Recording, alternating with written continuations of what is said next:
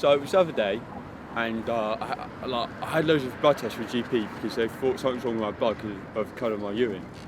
And so I was like, okay, fine, I'll go and have these blood tests. They need me to go to UCLH, and I don't mind UCLH because obviously it's a topical road, and also it's by Warren Street. I do like Warren Street. It's actually not what you think it is, and also because I like it because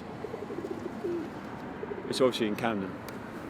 So I was like, okay, I'll go down, have some blood tests.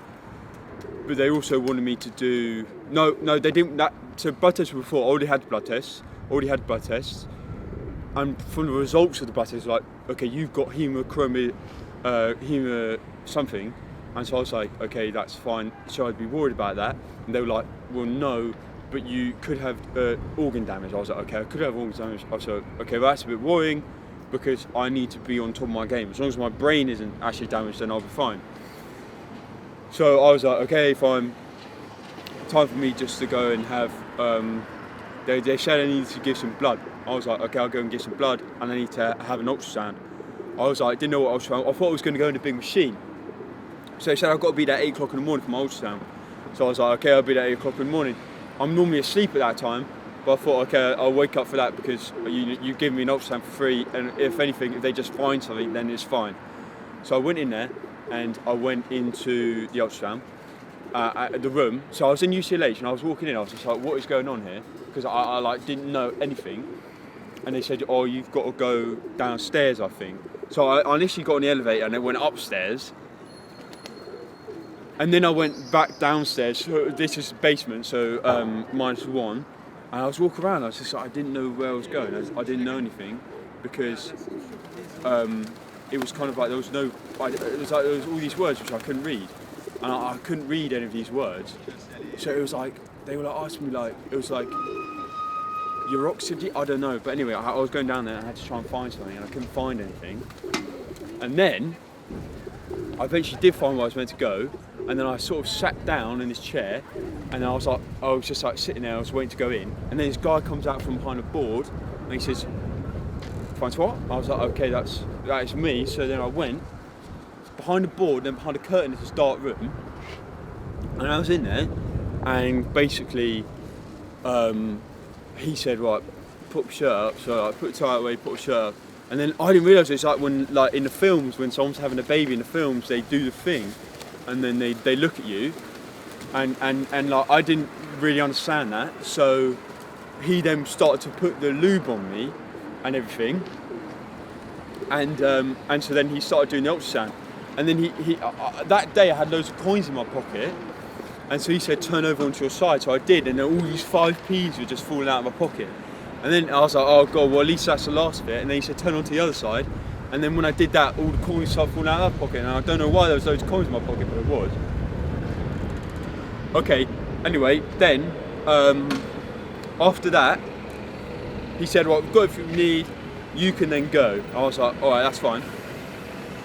And he said, wipe yourself down, because I had all of this gel on me.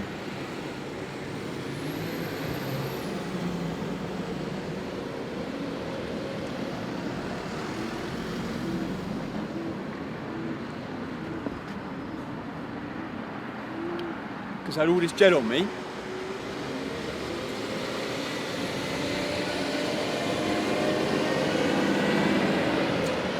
Because I had all this gel on me.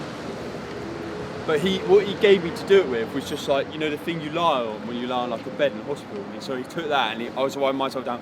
But I was kind of uncomfortable being there. So I forgot to do the side bits. Then when I put my shirt down, it was all like wet on the sides. So then I went up, and then I hadn't eaten anything, so I went to Lidl. And I looked around Lidl because I wanted to get some pastries because I was like really hungry.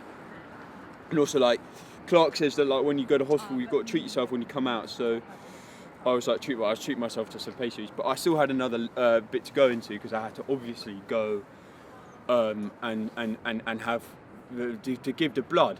So then I went into the UCLH again, but I wasn't meant to be in that part of the hospital.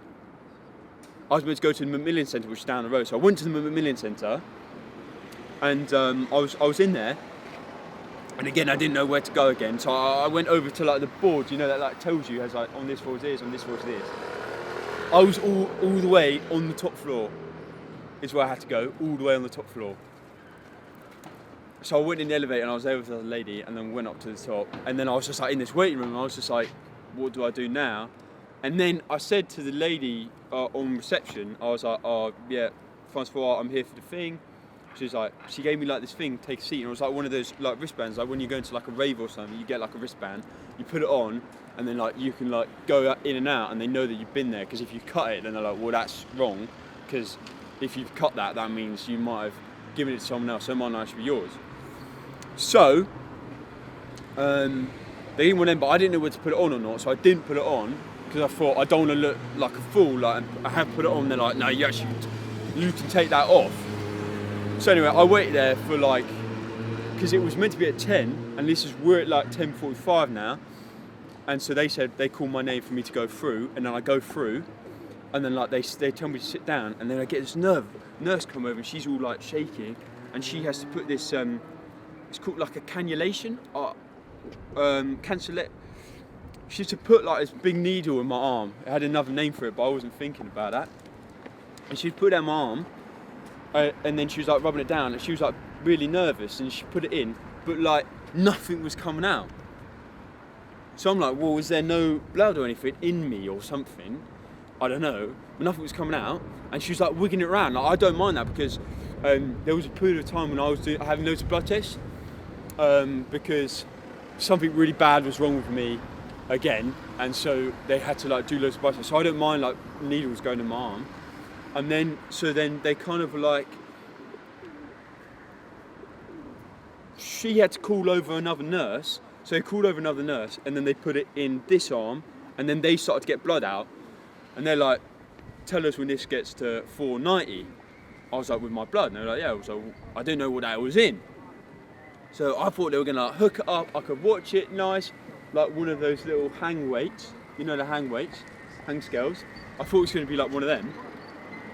So I was like, fine, I was getting ready to look up there, you know, because I thought it was up there.